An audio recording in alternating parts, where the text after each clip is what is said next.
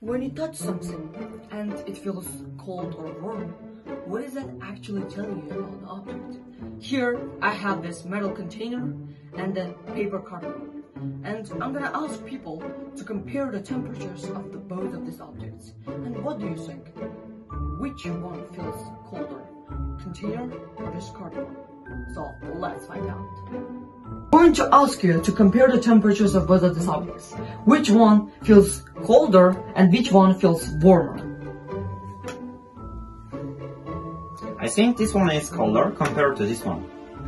This is colder. Seems this one is colder.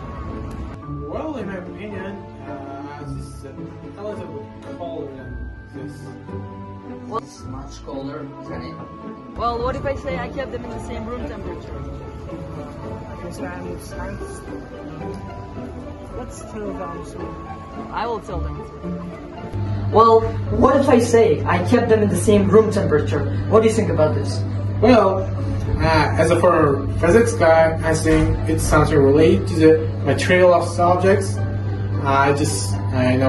I really studied hard some physics when I was a child. I think 2 years ago. Then I think that it's just related or something related to the materials of subjects. Yeah, maybe. So we're gonna explore this.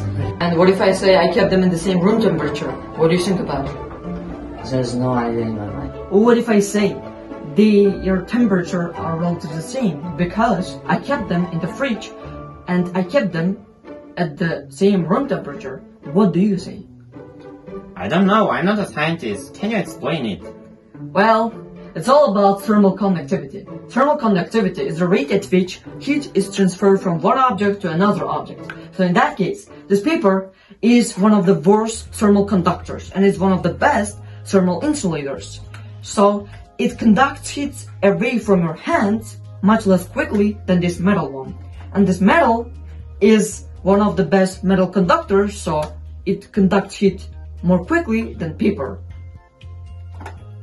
When you touch something, you don't actually feel the temperature of an object, but you feel the rate at which heat is transferred away or towards you.